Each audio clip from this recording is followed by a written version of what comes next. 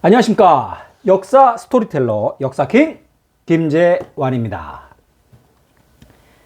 1977년 43세의 나이로 요절한 천재물리학자 이휘소 박사에 대한 이야기는 한 번쯤 들어보셨을 겁니다. 미국의 눈을 피해 비밀리에 핵폭탄 제조 프로젝트를 운영하다 미국에 의해 암살되었다는 식의 확인되지 않은 이야기 말입니다. 한때 영화나 소설의 단골 소재였습니다. 이 이야기를 하려는 건 아니고요. 신라 시대에도 뛰어난 무기 제조 실력으로 백제는 물론 당나라의 스카우트 제의를 받던 이가 있었으니 바로 오늘의 주인공인 구진천입니다. 구진천이 만든 무기 이름이 노입니다. 노. 강력한 성능의 화살이었습니다. 활. 자, 때는 신라가 당나라의 힘을 빌려 삼국 통일을 꿈꾸던 시기였습니다. 전쟁의 소용돌이 속에서 하이테크놀리지 원천 기술을 가진 한 개인의 삶이란 결코 녹록하지 않았습니다. 당시 시대 상황을 조금 더 살펴보겠습니다. 665년 8월 신라의 문무왕은 당나라로부터 삼자회담에 참가하라는 공문을 받고 완전히 뚜껑이 열렸습니다. 신라의 문무왕이 이렇게 열받은 이유는 납득하기 어려운 참석자 명단 때문이었습니다. 신라의 문무왕이 참가하는 삼자회담이라면 나머지 두 명도 당연히 왕이 참가를 하는 것이 외교 관례지요. 그런데 나머지 두 명의 참석자들의 면모가, 한 명은 당나라 장군 이름이 유인원입니다. 그리고 문제의 마지막 참석자는 백제의 마지막 왕 의자왕의 아들 부여융이었습니다. 자, 당나라가 강대국이니 여기서 장군이 나오는 것까지는 이해를 해 주겠는데 마지막 참석자인 의자왕의 아들 부여융이 문제였습니다. 백제는 이미 망했거든요. 신라가 어렵게 정복한 나라에 이 왕도 아닌 예전 전직 왕자가 나와서 삼자회담을 한다. 뚜껑이 열리겠습니까? 안 열리겠습니까? 참석자뿐만 아니라 회담의 성격이 문제였습니다. 워크샵입니다. 나당 연합군에 의해 멸망이 이미 당한 전직 왕자와 친하게 지내라. 여기에는 당나라의 검은 속셈이 내포되었습니다. 당나라는 나당연합군 참전 초기와 생각이 완전히 바뀌었습니다. 백제를 멸망시키고 고려도 멸망 직전까지 몰고 가니 욕심이 생긴 거죠. 이야, 요거 봐라, 요거. 그저 골치 아픈 고구려나 무릎 꿇리려고 시작한 일인데 이거 잘하면 백제, 고구려, 신라까지 한꺼번에 다 먹게 생겼는데, 이런 생각을 하게 된 거죠. 교과서에서 한 번쯤 들어본 듯한 어렴풋이 기억에 남은 도독부 기억나시나요? 당나라는 이런 흑심을 품고 백제 지역에는 웅진도독부를 설치하고 심지어 신라 지역에도 계림도독부라는 자치기구를 두었습니다. 자, 이제 신라의 비상대책회의 현장으로 가 보시죠. 어찌해야 좋겠느냐. 삼자회담에 참석할 수도, 그렇다고 안 할 수도 없는 노릇 아니냐. 참으로 큰일이다. 전하, 당나라의 제안은 참으로 난감하고 어이없는 것이지만 우선은 뒷날을 도모하여 참석을 하시는 것이 좋을 것 같습니다. 일단은 그들의 비위를 맞춰주고 나중에 큰 것을 취해야 할 줄 아래요. 전하, 신도 같은 생각입니다. 아직 고구려가 남아있는데 현 시점에서 나당연합군을 깨트리는 것은 곤란합니다. 일단은 저들이 하라는 대로 몸을 숙이고 고구려까지 잡은 후에 당나라를 이 땅에서 몰아내는 것이 좋을 것 같습니다. 알겠다. 그럼 일단 치리산으로 가보자. 삼자회담이 열리는 장소는 치리산이었습니다. 현재 충남 공주에 있는 해발 고도 195m의 낮은 산인데 여기서 치리산 회맹을 맺고 3년 후인 668년 나당연합군은 마침내 드디어 고구려까지 함락을 하게 됩니다. 백제와 고구려를 차례차례 굴복시킨 신라는 이 땅에서 이제 당나라를 몰아내기 위한 불가능한 작전을 시작하게 됐습니다. 1단계 민심 잡기. 삼국사기 신라봉기에 따르면 평양성 함락 후 신라는 제수들의 대대적인 사면 정책을 실시합니다. 막강한 상대와 전면전을 치르기 전 병력 확보의 차원도 있고 민심을 얻기 위한 것입니다. 두 번째, 민심을 얻기 위한 것으로 극빈자들에 대한 부채 탕감을 실시하고 전쟁으로 무너진 중산층을 살리기 위해 식량 원조동에 다양한 구휼 정책을 실시합니다. 광복절에 경량자리가 낮은 사람들을 면해주기도 하고 빚이 많은 사람들 빚을 탕감해 주는 거죠. 이게 다 국민들의 마음을 얻기 위한 것이었습니다. 그런데 이렇게 차곡차곡 차근차근 신라가 당나라에 맞서기 위해 준비를 하고 있던 669년 겨울, 청청병력 같은 소식이 전해집니다. 바로 당나라에서 신라 최고의 무기 기술자인 구진천의 소환을 요구한 것입니다. 오늘 이야기의 주인공이 이렇게 약간 늦게 등장합니다. 당나라에서는 구진천을 시켜 무기를 만들게 할 속셈이었죠. 이건 마치 핵폭탄 원전 제조 기술을 가지고 있는 과학자를 내놓으라고 하는 것이나 마찬가지입니다.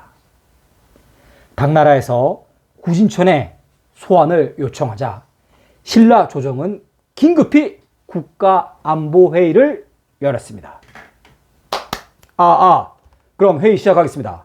먼저 구진천에 대한 브리핑으로 국가안보회의를 시작하겠습니다. 성명 구진천, 출생 국가비밀, 직책 사찬, 육두품에 해당, 핵심 보유기술 기계활인, 노 제작의 달인. 구진천 노의 성능, 사정거리가 1000보 이상으로 타의 초종을 불허하는 사정거리를 가지고 있음에도 불구하고 쉬운 사용 방법으로 동아시아 일대에 이미 짝퉁이 널리 퍼진 신라의 최종 병기.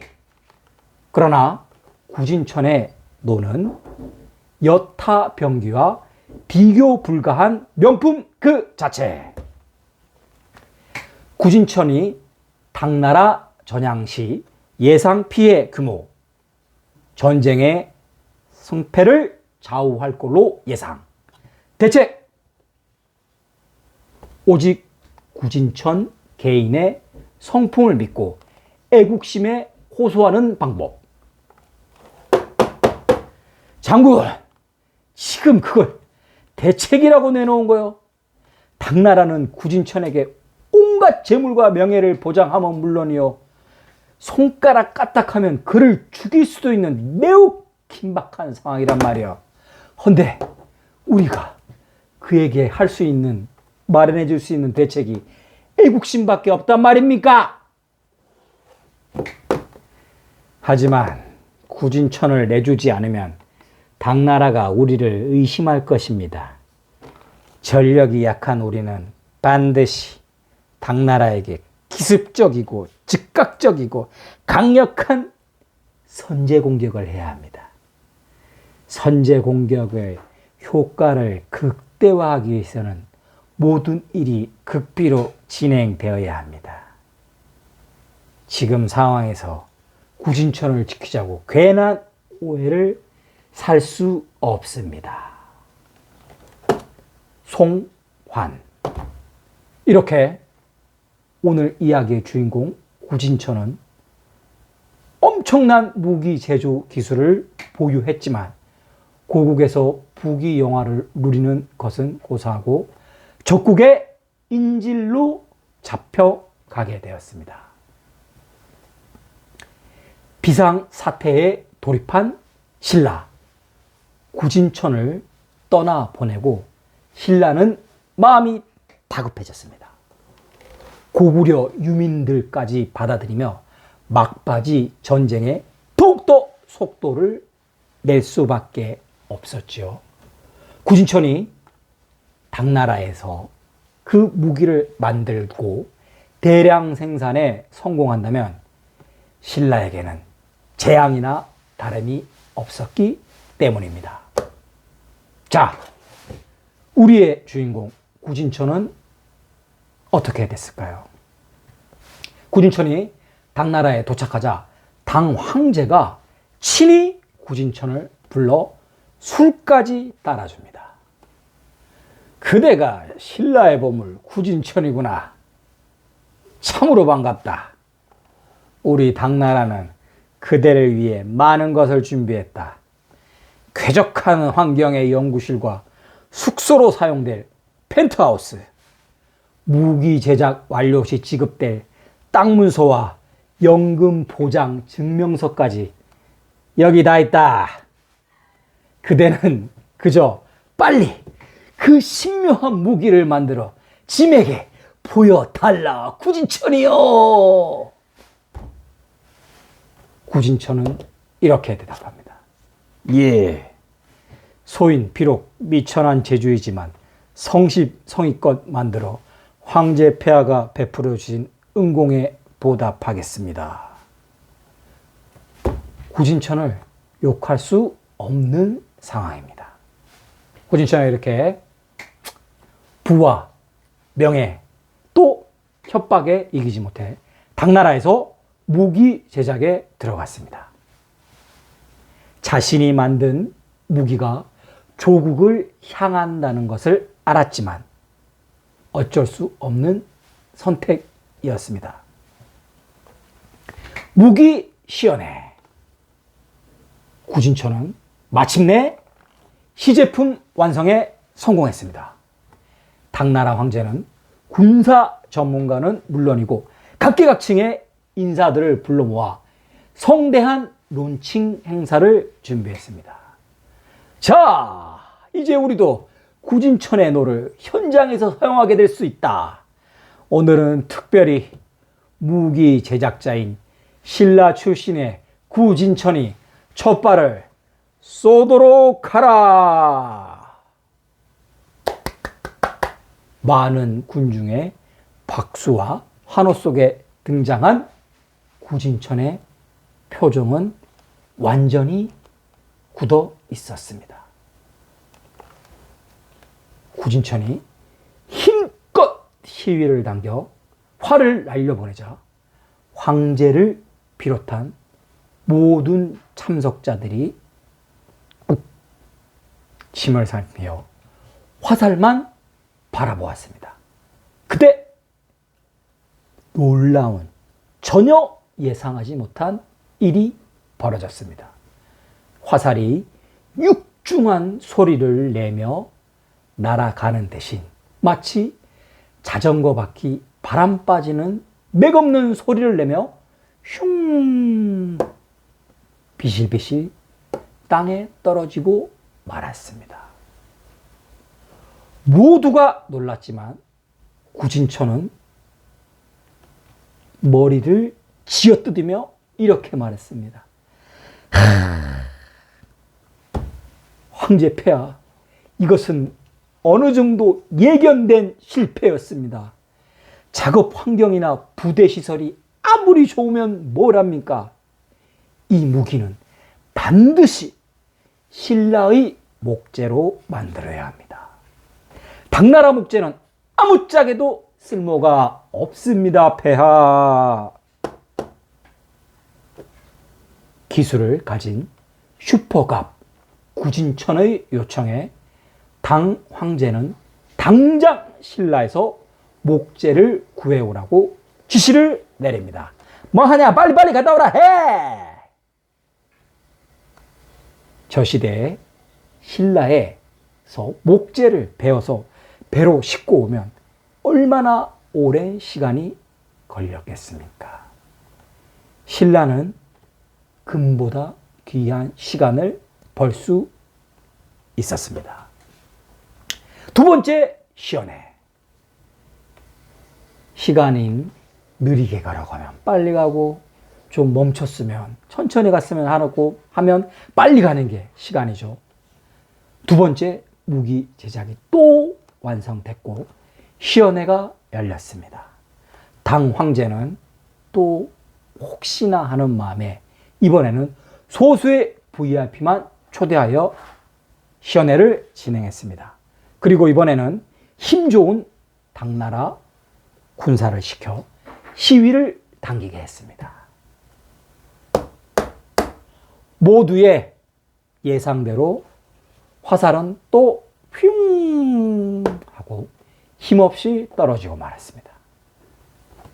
여러분도 어느 정도 예상하셨죠? 당나라 황제도 두 번 속지 않았습니다.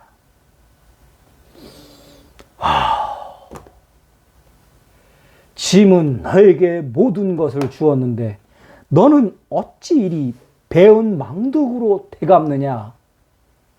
이유나 말해보거라. 넌 어차피 죽은 목숨이다. 구진천은 침착한 목소리로 또박또박 대답을 했습니다. 돈과 출세를 버리고 나의 나라와 나의 백성을 택한 것이 어찌 배운 망덕이오? 신라에는 나 같은 이들이 차고 넘칩니다. 돈의 영혼을 팔고 칼 앞에 목숨을 구걸하고 싶지 않소. 어서 나를 치시오. 구진천은 어떻게 됐을까요? 구진천의 사망에 대한 기록뿐 아니라 이후 행적에 대한 기록은 전혀 없습니다. 하지만 유추가 가능하죠. 당나라에서 굳이 황제를 열받게 한, 그리고 쓸모가 없어진 굳은 심지를 가진 그를 살려둘 필요도 없었고 죽음을 기록할 필요는 더더욱 없었을 것입니다. 이후 여차저차하여 신라는 당나라를 이 땅에서 완전히 몰아내고 삼국 통일의 대업을 완성합니다. 최근 학계나 역사를 좋아하시는 분들 중에서 신라가 삼국 통일을 안 하는 게 나았다는 주장이나 의견을 피력하시는 분들도 계십니다. 그런데 고구려가 아닌 신라가 삼국을 통일한 것에는 그만한 이유가 있었을 것입니다. 많은 이유가 있지만 그 중에는 구진천 같은 숨은 인재들의 힘이 분명히 있었을 것입니다. 이상으로 신라의 최종 병기 구진천의 노 편을 마치겠습니다. 안녕.